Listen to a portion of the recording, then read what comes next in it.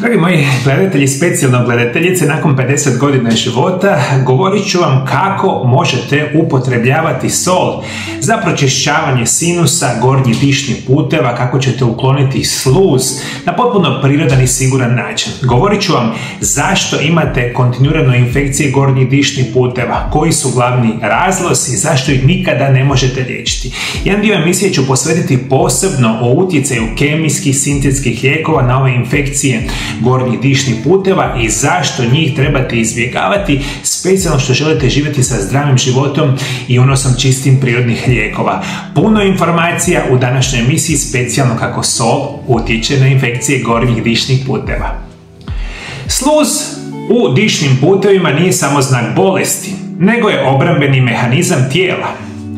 Naša sluznica stvarno nam stvara tanki sloj prozirne tekućine koja vlaži nos, grlo i bronhije, te štiti od štetnih čestica mikroorganizama i suhoga zraka. Ta sluz djeluje poput prirodnog filtera, hvata prašinu, viruse, bakterije i toksine, a zatim ih tijelo izbacuje putem kašlja, kihanja ili gutanja. No problem nastaje kada se sluz počne prekomjerno stvarati i postaje gusta, ljepljiva i mutna. To se najčešće događa zbog upale, infekcije, alergijske reakcije, prehlade, sinusitisa, ali i zbog nepravilne prehrane, stresa i dehidracije.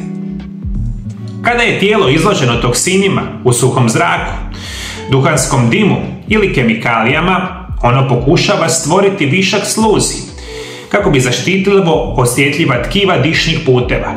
Međutim, ta zaštita postaje ponekad prepreka, sluz se zadržava, ne može izaći, te dolazi do začepljenja sinusa i osjećaja pritiska u samome licu. I današnju emisiju specijalno navodim za sve vas žene koji imate preko 50 godina života. Jer nažalost u doba za vrijeme menopauze i postmenopauze veliki broj onih zaštitničkih hormona kao što su estrogen i progesteron u vašem tijelu se počinju značajno smanjivati i ako ne znate kako putem zdravog života i prirodnih lijekova njih izbalansirati, dolazi naravno do mnogih problema, tako budu problemi sa ovim gornjim dišnim putevima. Kod žena u zreloj dobi, posebno nakon 50. godine života, povećana proizvodnja sluzi može biti povećana i povezana sa hormonalnim promjenama. Smanjenjem razine estrogena i progesterona, što utječe na suhoću i osjetljivost sluznice. Zbog toga se javlja osjećaj stalne začepljenosti nosa, posebno noću, te slijevanje guste sluzi niz grlo. Tijelo se na taj način pokušava nadoknaditi vlagu, ali istovremeno otežava disanje. Kod starijih osoba i onih sa kroničnim bolestima dodatan problem je slabija cirkulacija i smanjeni unos tekućina, što sluz čini gušćom i težom i za izbacivanje. Prije što vam govorim o danjem dijelu emisije o svemu što vam treba, želim sam reći jednu kratku informaciju koju sam danas čuo iz sjedišta YouTube-a. Javili su me da moj Mario Lab YouTube kanal, nakon 7 godina mog intenzivnog rada i skoro 10.000 video zapisa na svim društvenim mrežama, da uskoro dolazi među 0,1% najboljih i najgledanijih YouTube kanala na cijelom svijetu. To je meni bila jedna velika iznenađenje jer ja to nisam niti težio, niti sam želio, ali danas su mi javili, što je za mene jako velika čast i u tome igrate ulogu svi vi moji dragi gledatelji. Uskoro moj kanal prelazi 900.000 pretplatnika, ali kad dođemo do 1.000.000 pretplatnika smo u top 0,1% najboljih i najgledanijih kanala na cijelome svijetu. Ne medicinskih kanala, nego svih kanala. Ja sam iznimno sretan, hvala vam što me naravno pratite i podržavate svih ovih godina. Samo želim od vas jednu kratku informaciju. Svi vi koji ste se pretplatili na moj kanal, hvala vam lijepo, pratite me svih ovih godina izvanredno. Međutim, svi vi koji niste pretplaćeni na moj kanal, dole ispod video zapisa imate link gdje se možete potpunosti besplatno pretplatiti na Mario Lab YouTube kanal za moje svakodnevne savjete. I ako to napravimo često i brzo, mi ćemo uskoro preći 1.000.000 pretplatnika i to je velika moja nekakva pobjeda, ali pobjeda svih vas. I onda ću ja dobiti još veću želju, još veću potrebu i da vam pomognem svima vama. Dole ispod video zapisa pretplatite se na moj kanal ukoliko niste, podržite moj ovaj rad zadnjih 7 godina ili ako jeste, podijelite moj video zapis sa vašim prijateljima milionima poznanicima, pa da dođemo do milion pretplatnika, ja ću biti sretan. Evo i YouTube je javio da smo među 0,1% skoro najboljih kanala na svijetu. Hvala vam još jednom. Ajmo dalje govoriti o ovim problemima. Znakovi da se sluz zadržava u tijelu su učestalo šmrcanje i kihanje, težak, neprohodan nos, osobito ujutro, slijevanje sekreta iz grla, takozvani postnazalni drip, učestalo čišćenje grla i promuklost, te glavobolja i pritisak u području čela i obraza. Neugodan zadah zbog bakterijske aktivnosti u sinusima. Ako se ovi simptomi ponavljaju, to znači da tijelo ne uspijeva dovršiti proces pročišćavanja, te da mu je potrebna pomoć, ali nikako ne za Boga miloga kemijska pomoć koja još može stvariti puno više problema nego prirodna zdrava pomoć. Ono što vam sad u današnjem dijelu emisije želim govoriti koliko veliku ulogu igra svakodnevna prehrana u stvaranjem kroničnih upala sinusa, bronha i infekcije gornjih dišnih puteva, što veliki broj od vas nikada nije vodio računa. Možemo reći da hrana koju jedemo izravno utječe na količinu sluzi i kvalitetu sluzi. Namirnice koje potiču stvaranje guste sluzi uključuju kravlje mlijeko i sir, bijeli kruh, tjesteninu i šećer, prženu i masnu hranu, te alkohol i gazirana pića. S druge strane postoje namirnice koje razređuju sluz i smiruju upalo. To su đumbir, kurkuma, limun, češnjak, med, sol i čista voda. Također, zrak koji udišemo ima ogroman utjecaj. Suhi, zagrijani prostor, klima uređaji i nedovoljna ventilacija uzrokuju isušivanje sluznice, što potiče stvaranje guste sluzi kao kompenzacije. Zato je vrlo važno redovito provjetravati, koristiti ovlaživače zraka i piti dovoljno tekućine. I samo želim dati par informacija što veliki broj vas nikada nije čuo i zašto između ostalog imate problema sa kroničnim upalama gornjih dišnih puteva. Biti će, osim loše prehrane, neznanje o unosu kemijskih sintetskih lijekova. I ovo vam danas navodim za sve vas koji imate akutne probleme sa infekcijama gornjih dišnih puteva. To prevedeno znači da vam traju par dana, par tjedana, maksimalno 3 mjeseca. Vi u tom vremenskom periodu, u kraćem vremenskom periodu smijete koristiti kemijske sintetske lijekove. Što ih manje koristite, manje će vam naškoditi. Ali svi vi koji imate kronične probleme sa infekcijama gornjih dišnih puteva, dakle sve ove simptome koje sam nabrojao, kojim traju dulje od 3 mjeseca, traju pola godine, godinu dana pa nadalje, jako veliki problema dobivate zato što uzimate kemijske sintetske lijekove. Evo zašto, moji dragi gledatelji. Suvremena medicina bez sumnje ima iznimne zasluge u liječenju akutnih i životno ugrožavajućih bolesti. Antibiotici, dekongestivi i antihistaminici često doprinose brzom olakšanju, smanjuju otok, očerpljuju nos, ublažavaju bol i smiruje simptome upale. Međutim, kada je riječ o kroničnim upalama sinusa, ponavljajućim začepljenjima i nakupljenjima sluzi, upravo tada moderna farmakoterapija pokazuje svoja ograničenja.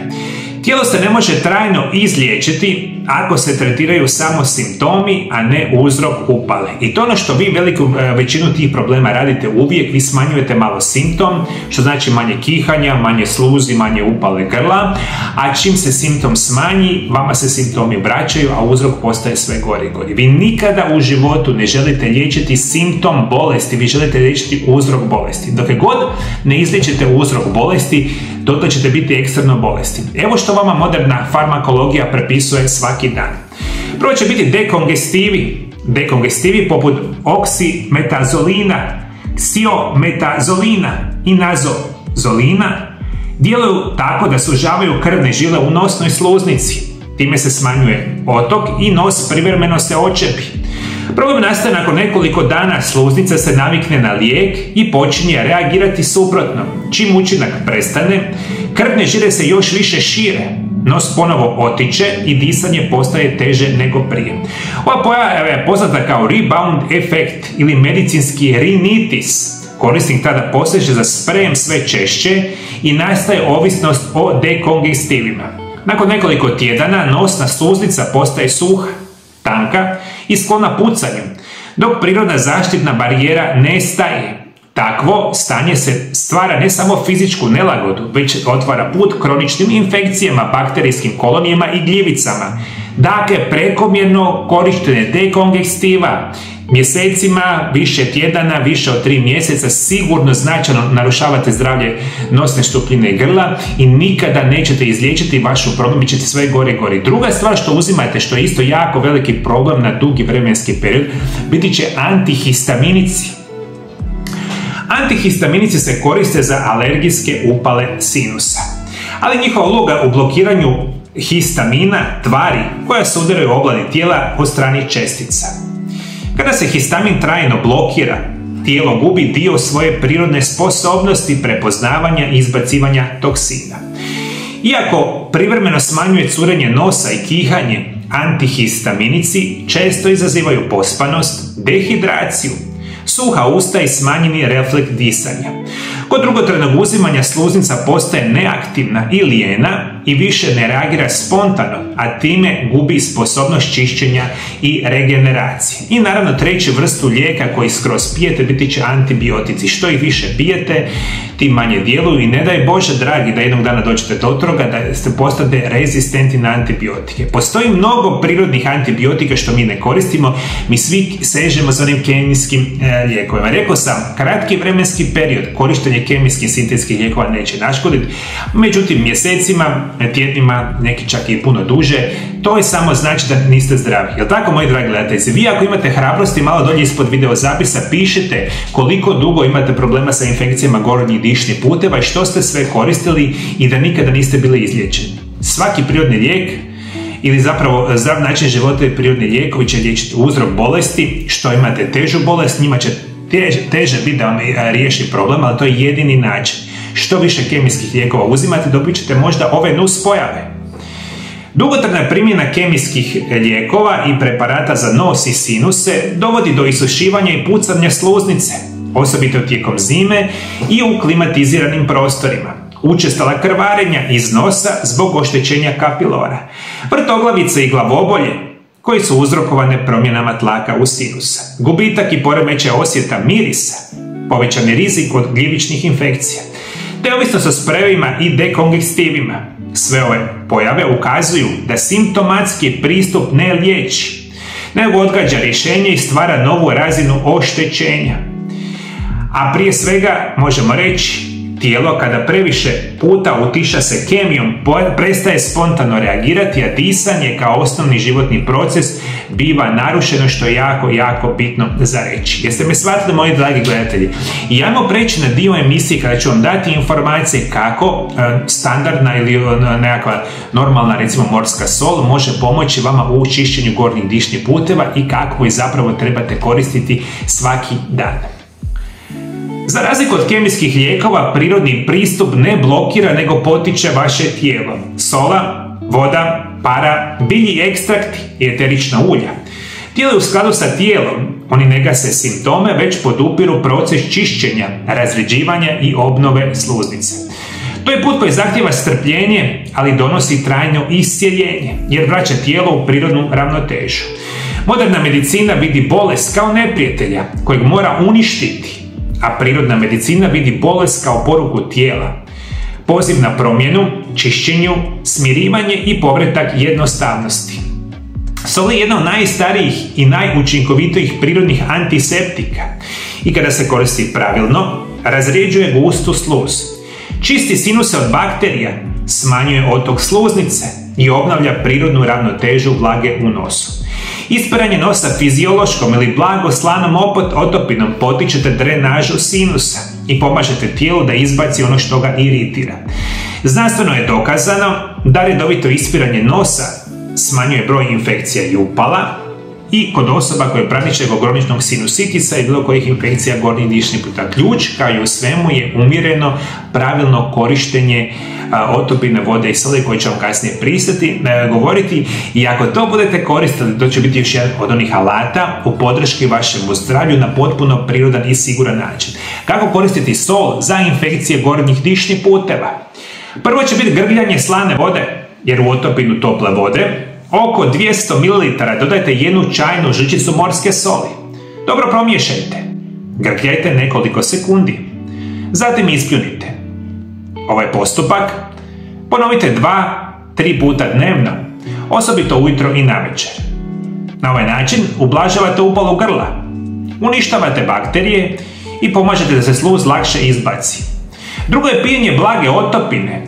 U isti količinu vode dodajte manju količinu soli, otprilike pola čajne žličice.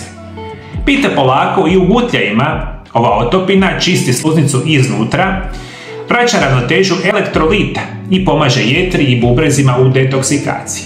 Treće će biti ispiranje nosa, neti pot metoda. U posudicu neti pot ulijte čašu tople vode i pola čajne žličice soli.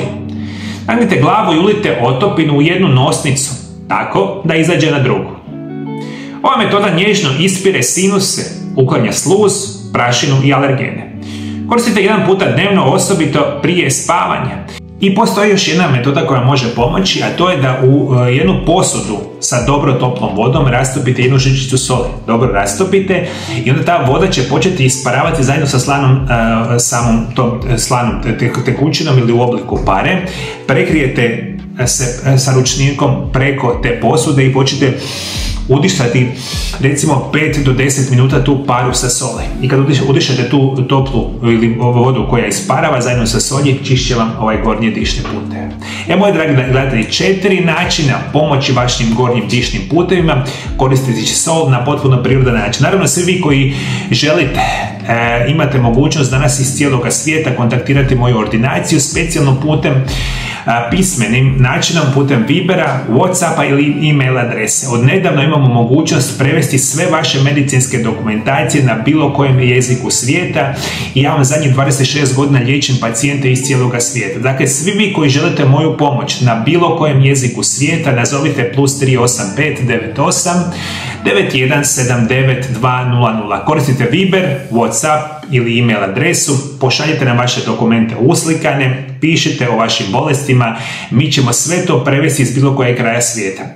Mogu vam pomoći praktično svim bolestima kroničnog tipa i akutnog tipa, jer je to moja struka, kako s pomoći zdravog načina života, ciljanih prirodnih lijekova i zdravih životnih navika prirodno sigurno liječite vaše bolesti, bolesti srca, bolesti pluća, bolesti jetre, bubrega, recimo bolesti sinusa, koljena, kukova, svih ovih bolesti modernog načina života. Imam snage i sposobnosti da vam pomognem. Zovite, kontaktirajte, ja napravim program liječenja, prirodne lijekove dostavimo na vašu adresu od Australije, Sjeverne Amerike, Južne Amerike, Azije, Europe, iz bilo kojih kontinenata, zemalja. Zovite, pišite, dragi volje ću vam pomoći.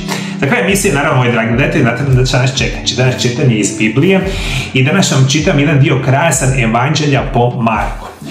Ovo će biti Evanđelje po Marku 1.9. Isusovo krštenje. U Bibliji piše: u ono vrijeme dođe Isus iz Nazareta u Galileju, te ga Ivan krsti u Jordanu. I odmah dok je izlazio iz vode, vidje gdje mu se otvaraju nebesa. I duha gdje poput goluba silazi na njega. Dođe glas neba: ti si sin moj ljubljeni, kojega sam odabrao. U ovome svetom prizoru krštenja Isus ne prima samo vodu na svoje tijelo, on prima Božji dodir, blagoslov Duha Svetoga i potvrdu svoje božanske misije. Voda u tom trenutku postaje mnogo više od elementa prirode. Ona postaje alat duha, simbol obnove, novoga rođenja i čišćenja od svakodnevne nečistoće. Kao što voda pere tijelo od prašine, tako Božja milost pere dušu od sumnje, boli i svega što nas udaljava od svjetlosti. Kao što sol čisti i konzervira, tako Božja riječ čuva naš duh od propadanja i obnavlja snagu života u nama. Kroz stoljeće čovjek je uvijek osjećao da je voda sveta, bez nje nema života, rasta niti ozdravljenja. Kada u prirodi koristimo vodu i sol za čišćenje tijela, mi uistinu činimo sveti čin. Surađujemo sa Božjim darovima. Jer nije slučaj da se upravo voda koristi u sakramentu krštenja, a sol u svetim obredima čišćenja i zaštite. Bog nam nije dao samo duhovne zakone, nego zakone prirode. I kad ih poštujemo, mi živimo u skladu sa njegovim planom. Svaka kap vode koja nas osvježava, svaka zrnca sole koja nas liječe, podsjetnik su da iscjeljenje dolazi samo izvana, nego iznutra sa povezani s onim što nam je Bog stvorio, a to će biti zdrav život, prirodne lijekovi, i to samo trebamo koristiti. Moji dragi gledatelji, hvala što me pratite svih ovih 7 godina, ajmo doći nekako do 1 milijun pretplatnika. To je bilo izvanredno, kažem, meni je bilo čudno, ja sam danas dobio e-mail poruku Mario Ljab YouTube kanal, uskoro dolazite među 0,1% najboljih i najgledanijih YouTube kanala na cijelom svijetu. Ja kažem, na kraj pameti mi to ne bi bila to činjenica, ali to ne mogu napraviti bez vas. Pretplatite se, podijelite ovaj video, dođite, ajmo biti najbolji od najboljih, a ja ću vam tu dati sve od sebe kao danas, sve besplatno informacije. Moji dragi gledatelji, Bog vas blagoslovio, Bog blagoslovio vašu obitelj, vidimo se drugi puta, lijepi pozdrav.